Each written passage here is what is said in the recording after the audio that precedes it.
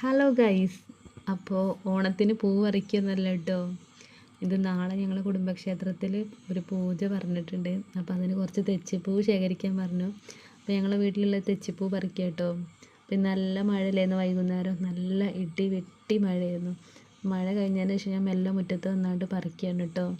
അപ്പോൾ ഇതുകൊണ്ട് ശ്രീകുട്ടിയൊക്കെ കൂടെ ഉണ്ട്. അപ്പോൾ ഒരു പറിക്കാന്നൊക്കെ പറഞ്ഞപ്പോൾ ഞാൻ സമ്മതിച്ചില്ല. കാരണം അവിടെ ഞങ്ങൾ ഒരു കുഞ്ഞു കുഞ്ഞു കൃഷികളൊക്കെ ചെയ്തിട്ടുണ്ട്, ഞാനും അമ്മയും കൂടി. അപ്പോൾ അതൊക്കെ ഒരു ചവിട്ടി നാശമാക്കാൻ വിചാരിച്ചിട്ട് ഞാൻ തന്നെ ഒറ്റയ്ക്ക് പറിക്കുകയാണ് പൂവ്. നല്ലോണം ഉണ്ട് കേട്ടോ തെച്ചിപ്പൂവ്. കാരണം ഇത്ര മഴ, നല്ല ചൂടല്ലായിരുന്നു. സോറി, മഴയല്ല കേട്ടോ, നല്ല വെയിലല്ലായിരുന്നു. അപ്പോൾ എന്താ പറയുക, നമ്മൾ അമ്മ നനച്ച് കൊടുക്കും കേട്ടോ. മൊത്തത്തിൽ അമ്മ എന്നും നനച്ച് കൊടുക്കും. അപ്പോൾ അതിൻ്റെ ഇടയിൽ കണ്ടില്ലേ ചെറിയൊരു സൂത്രപ്പണി ഒപ്പിക്കുന്നത് എൻ്റെ കുസൃതിക്കുട്ടനാട്ടോ. ഓന് എന്താ ചെയ്യുന്നത് വെച്ചാൽ ഒരു പശേൻ്റെ കുപ്പിയുണ്ട്, ആ കുപ്പിയിൽ വെള്ളം വെച്ചിട്ട് ചെയ്യാണ് ഗൈസ്. നിങ്ങളത് കണ്ടിട്ട് തെറ്റിദ്ധരിക്കരുത് കേട്ടോ. അപ്പോൾ ഓൻ ഒപ്പിക്കുന്ന സൂത്രപ്പണിയാണ്. എന്താണെന്നുള്ളത് നാളെ ഞാൻ വീഡിയോ ചെയ്തിട്ട് കാണിച്ചു തരാം കേട്ടോ.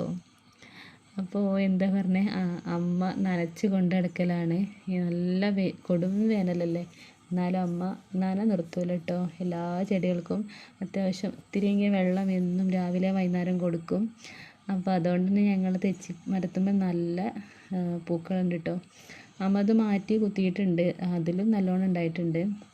അപ്പോൾ അത് ഞാൻ ആദ്യം തന്നെ പറിച്ചു വെച്ചു, പിന്നെയാണ് ഇത് ഞാൻ പറിക്കാൻ വന്നത് കേട്ടോ. അപ്പോൾ ഇതാ ഞങ്ങളെ കുഞ്ഞു കൃഷിയുണ്ട് പറഞ്ഞില്ലേ, കുഞ്ഞു കൃഷിയിൽ ഇതാ 2-3 തക്കാളി കുട്ടന്മാർ ഇങ്ങനെ തല പൊക്കിയിട്ടുണ്ട്.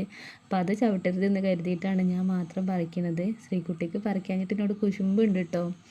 അപ്പോൾ അത്യാവശ്യം പൂക്കളൊക്കെ പറിച്ചു, ഞാൻ മുറത്തിലാട്ടോ വെച്ചത്, കണ്ടില്ലേ. അപ്പോൾ ഇത്രയേ ഉള്ളൂ ഇന്നത്തെ വിശേഷം.